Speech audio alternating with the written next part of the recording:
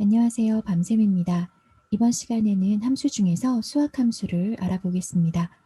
자, 먼저 수학 함수 중에서 올림, 내림에 대해서 알아보겠는데요. 이런 서식이 있다고 했을 때 먼저 기본적인 내용을 해볼게요. 1월 영어 건수 1월에 합을 해보겠습니다. 괄호 열고 함수의 구조는 그렇죠. 등호와 함수, 괄호 열고 함수의 인수. 그렇죠. 함수의 인수는 값이 될 수도 있고 이렇게 범위일 수도 있죠. 괄호 닫지 않고 엔터 치셔도 됩니다. 자, 그 다음에 쭉 이렇게 데이터를 자동 채우기로 했는데 보시면 겹선인 서식이 단선으로 바뀌었죠. 값과 서식이 다 채워졌기 때문이에요.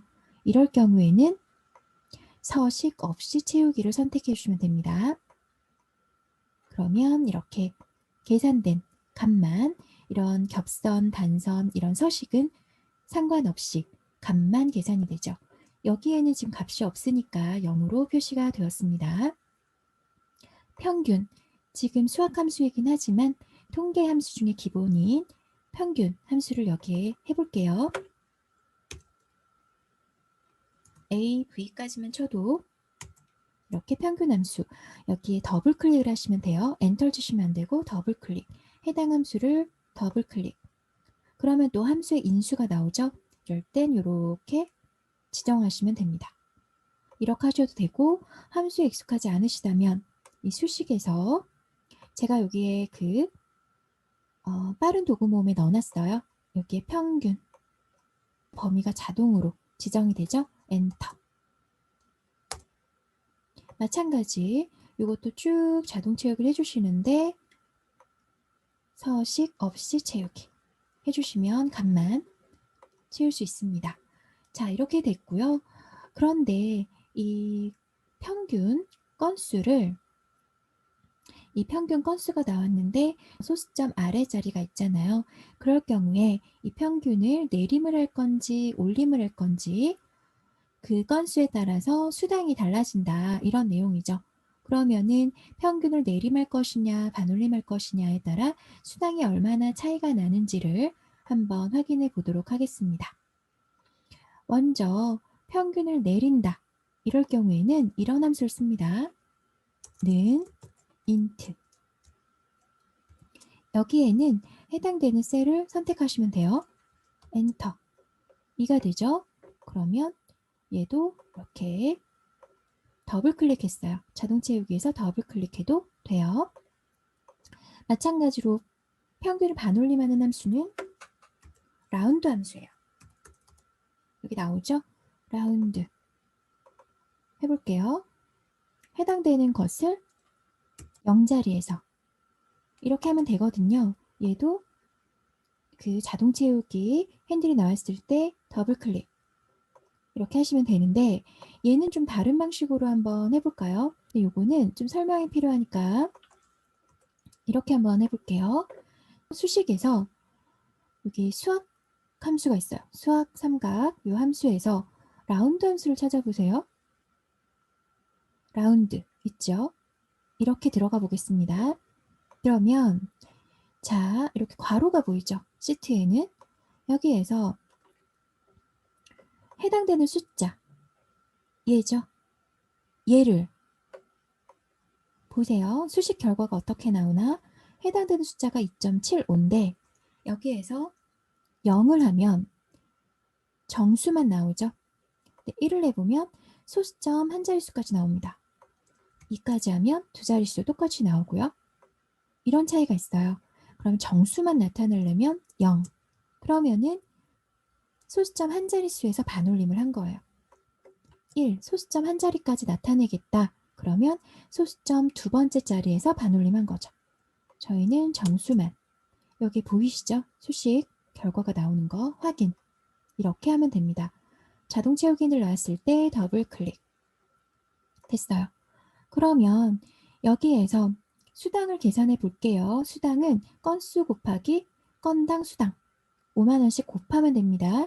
우리가 이걸 이름 정의를 해도 되지만 절대 참조로 지정을 해서 계산을 해보도록 할게요. 는 바뀌지 않는 건 수당입니다. 얘를 선택하고요. F4키를 눌러서 절대 참조로 해주세요. 됐죠? 곱하기 건수 엔터. 그 다음에 얘도 자동 채우기 핸들에서 더블 클릭.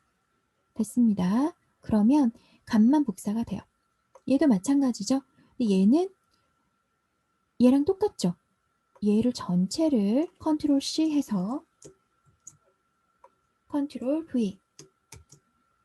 그러면 어때요? 수당은 그대로고 나머지 건수만 상대 참조기 때문에 변경이 돼서 이렇게 나옵니다. 여기에 이런 오류 표시가 나는데요. 얘네는 이렇게 드래그 하셔서 이렇게 노란 버튼, 노란색이 나왔을 때 드롭 버튼 누르세요. 오류 무시하시면 돼요. 네, 이렇게 계산이 됐습니다. 내림과 반올림의 수당의 차이가 한 15만 원 정도 차이가 나네요. 건수도 한 3개 정도 차이가 나고요. 이렇게 올림, 반올림을 해봤어요. 우리가 반올림을 가장 많이 쓰죠. 그런데 올림이나 내림이 필요할 때도 있습니다. 예를 들어서 이런 걸 해볼게요. 둘 다 100단위로 표시를 할 거예요. 그러니까 우리가 뭐 이런 금액이 있다고 할 때 보통 1원, 10원 잘 안 쓰잖아요, 요새. 그래서 100단위로 표시를 한다. 그러나 10단위에서 올리느냐, 10단위에서 내리느냐 이런 걸 한번 해볼게요. 그러면 아까 라운드 함수에서는 숫자를 지정하고 컴마 찍고 그 다음에 자릿수를 했는데 소수점 아래 자릿수는 그냥 숫자를 했죠. 한 자리, 두 자리 뭐 이런 식으로 그렇게 했는데요. 이렇게 소수점 앞에 이건 소수점이 여기 생략되어 있는 거잖아요.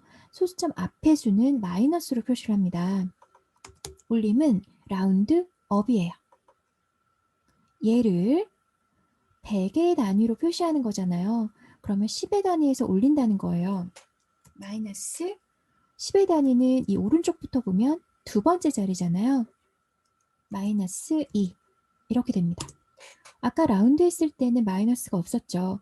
소수점 아래는 마이너스를 붙이지 않아요. 소수점 아래는 엔터 됐죠. 얘도 더블 클릭 됐죠. 다 100의 단위로 됐어요. 이거는 올림이었고요. 그렇다면 내림은 뭐겠어요? 라운드 같고요. 라운드 다운. 얘를 내림 마찬가지죠. 10단위에서 내린다. 마이너스 2 마찬가지예요. 됐습니다. 올림과 내림에 값 차이가 있죠. 함수에 따라서 다른 거 아실 수 있겠습니다. 이런 경우가 있어요. 어떤 보고서를 책자로 만들었다. 그런데 어디에 발송을 하는데 한 권씩 보내는 곳이 있고 한 3권씩 묶어서 보내는 곳이 있고 그런 경우들이 생깁니다. 묶음이 몇 묶음이 되느냐 그리고 다 묶었을 때 남은 건수가 몇 건이 되느냐 이런 것들을 뭐 해볼 수 있겠죠. 그럴 경우에 사용하는 함수를 말씀드리도록 하겠습니다. 몫을 구하는 함수는 quotient QU까지만 치면 돼요. QU 그러면 quotient이 있어요.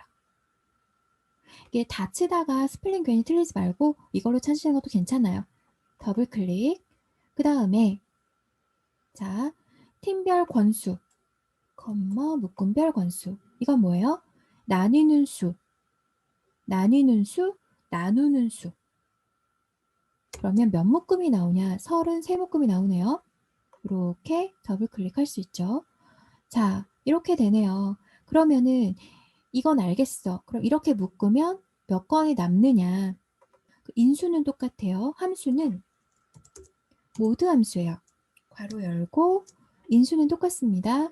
나뉘는 수, 컴마, 그 다음에 나누는 수, 엔터. 아 그러면 33묶음이 되고 3권이 남는구나 알 수 있죠. 여기도 이렇게.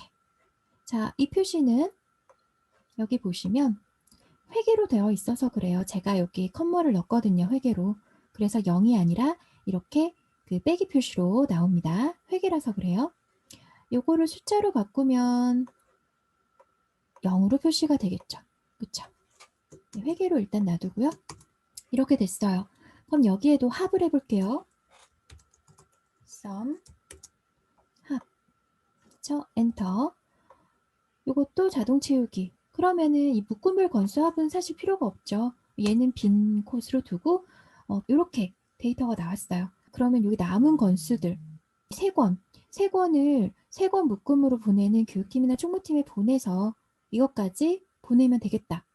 총 6권, 남은 6권을 어떻게 쓰느냐 그렇게 확인할 수가 있겠습니다. 한번 검산을 한번 해볼까요? 우리 그 수식을 배웠으니까 한번 이렇게 해볼게요. 자, 수식, 묶음, 곱하기 건수, 그쵸? 거기에 플러스 남은 건수를 하면 얘랑 맞느냐? 그쵸? 얘도 이렇게 드래그 해보고요. 맞는 거 알 수 있지만 얘랑 같은가? 이렇게 확인해 볼 수도 있죠. 여기에서 만약에 거짓으로 나온다 그러면 다른 걸 또 해볼 수 있는 겁니다. 자, 그 다음에 우리 이런 문서를 만들어 봤는데요. 여기에서 합을 제가 sum 함수로 했었어요. 금액이랑 부가세 다 계산을 해서 최종 금액이 나온 걸 합했죠. 보고서는 이렇게 금액과 부가세 나눠서 세부적으로 쓰면 좋죠. 그런데 이것을 한꺼번에 이 합계를 한꺼번에 낼 수 있는 함수가 있습니다. 그래서 그 부분을 살펴보려고 해요. sum 함수 중에서 이 sum product라는 걸 한번 해보세요. 이거는 보세요. 설명이 나오죠? 배열 또는 범위에 대응되는 값끼리 곱해서 그 합을 구한다. 이게 무슨 말이냐? 우리가 단가와 수량을 곱하잖아요. 이 범위와 우리 지금 단가라고 이름 정의를 해놔서 이렇게 나오는 거예요. 단가, 수량도 우리 이름 정의했었죠? 이렇게 대응되는 애들을 곱하는 거예요. 해볼까요? 엔터를 쳤더니 이 값이 나옵니다. 단가와 수량, 대응되는 것끼리 다 곱해서 합한 값이 나오는 거예요. 아시겠죠? 지금 저희가 이름 정의를 해놔서 그런 건데 이렇게 한번 해볼게요. 포스트잇까지만 해볼게요. 이렇게 컴머 수량 이런 식으로 범위를 지정한다는 거예요. 여기에 대응되는 곱의 합 이렇게 생각하시면 되겠습니다. 그런데 얘랑 다르죠. 왜냐면 여기는 할인도 됐고 부가세도 합했으니까요. 그게 최종 금액이 됐잖아요. 그래서 이 값이 나오려면 어떻게 계산해야 될까요? 자, sum product라는 함수죠. 그 다음에 이제 단가 수량을 저희가 이름 정했으니까 그렇게 쓸게요. 단가, 수량, 그쵸? 거기에 곱하기 할인율이 있었어요. 1 마이너스 할인율 거기에 부가세 곱하기 1.1 부가세 1.1 이렇게 하면 값이 똑같죠. 얘도 홈에서 통화 이걸로 하면은 똑같은 값이 나오죠. 그러니까 금액, 부가세 이렇게 다 해서 최종 금액을 합하는 것도 괜찮고 이렇게 함수로 한꺼번에 계산할 수도 있죠. 이번 시간에는 수학 함수에 대해서 알아봤습니다. 지금까지 밤샘이었습니다. 들어주시는 모든 분들 고맙습니다.